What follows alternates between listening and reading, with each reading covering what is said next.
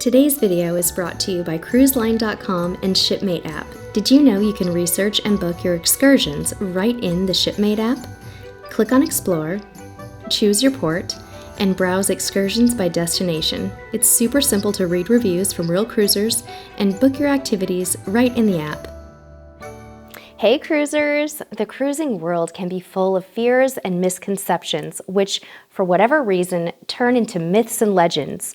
We're here today to let our subscribers debunk some of the misinformation surrounding cruise travel. Yep, we asked our cruising community to tell us the top 15 tall tales about cruising and then to dispel some of the myths. We'll quote some of their responses in detail and you can judge for yourself which myths hold water. Be sure to stay to the end to hear what we think is the most ridiculous myth around. All right, myth number 1, I'll feel claustrophobic or trapped on the ship. So many people I've talked to, including members of my own family, were afraid to cruise because they thought they'd feel this way. What they may not have realized is just how large cruise ships are these days, and that really, they're the size of small, self-sufficient cities in most cases. Subscriber Tina chimes in on this to say that unless you'd feel claustrophobic in a shopping center that is 14 stories tall, you'll probably feel you have plenty of space and freedom on a cruise ship. And Cindy says you will not feel like you are in a sardine can. It sounds like this myth quickly vanishes for most cruisers once they've given it a try. In fact, Teresa now begs to be trapped on a cruise ship. Myth number 2, we hear this one a lot and it happens to be subscriber Len's favorite myth. Here it is. All there is to do is eat on a cruise. Oh, and you'll put on weight. Sure, this can be the case if you choose to indulge, but what we have found is that by having so many healthy food choices on board, like fruits, veggies, and lean proteins, combined with the increase in activity, getting from one end of the ship to the next, the weight gain isn't a guaranteed thing. Some of our subscribers say they take the stairs instead of elevators to keep the metabolism burning. Norm says he lost 5 pounds on his last cruise because he was much more active than usual and, wait for it, he went dancing every night. Now, as for the fact that all there is to do is eat, just take one look at your daily newsletter and that myth will get washed right out to sea. Myth number 3 is a popular one. Cruising is for old people and people who aren't active. Subscriber Christy says, not so, and we agree. Cruises are not all about bingo, 4 p.m. dinners, and sitting around. Of course, you can do all that stuff if you want, but with on-ship innovations like zip lines, running tracks, bowling, rock climbing walls, skydiving at sea, ropes courses, and more than we can list today, cruises are a fun choice for even the most active traveler. Myth number 4, there isn't much to do on a cruise. What do you think, friends? Is this one true? On my last cruise, in just one sea day, I visited the salt room and snow room in the spa, had a haircut, took a Zumba class, dined in 3 different restaurants, enjoyed champagne tasting, and enjoyed a Broadway show in one day. Deanna and Carolyn say there is loads to do on a cruise, but according to Carolyn, her favorite thing is still to sit on their aft balcony with a book, getting a tan. Dan and Misty thought that on their honeymoon cruise, they'd be expected to lay by the pool until they were called to eat. I think that's funny. Now that they've cruised, they know better. Myth number 5, cruises are expensive. Are they? Sure, they can be. But one of the reasons we started cruising is because of what a great value it can be, especially if you're able to cruise from a nearby city or a home port. You control what you spend on board, and you can cruise for a week on most mass market ships without spending a whole lot more than just your cruise fare and gratuities, if you wish. Jonjalyn and Gemily agree that cruises are not for just the rich. Marie says cruising works out cheaper for her because much of what she needs is included in the fare. And Nancy says if you're a good shopper, you can get a balcony cabin, all the entertainment and food for less than you can in a hotel on land. Christy thought she couldn't afford a cruise but took her friends on a 50th birthday cruise and nobody's bank account suffered.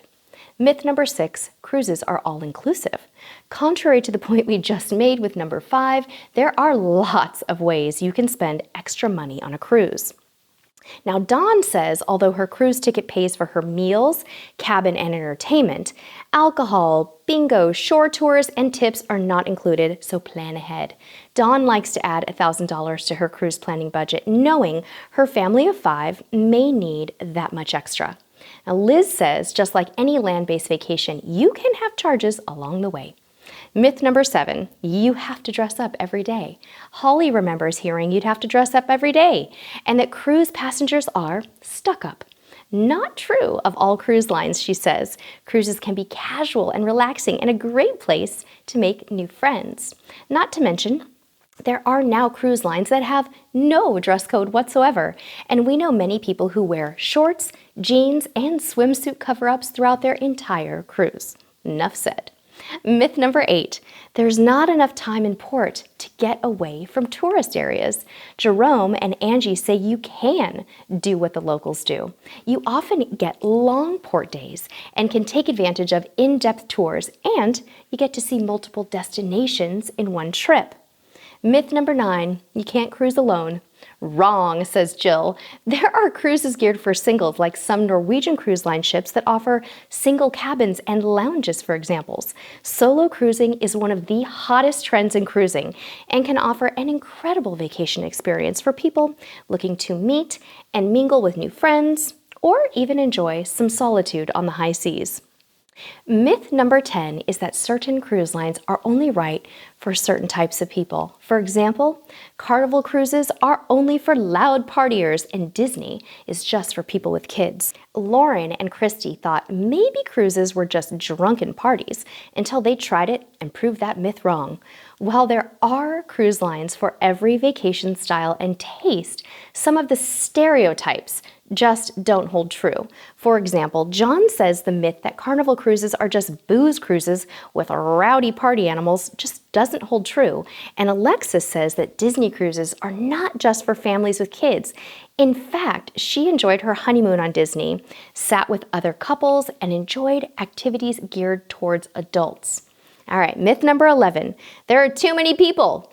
Kristen says you're actually pretty spread out on a ship, and when it does get crowded on an elevator, for example, that's when you make new friends. Vicky shares the hot tip of booking things in advance to avoid standing in line with lots of people.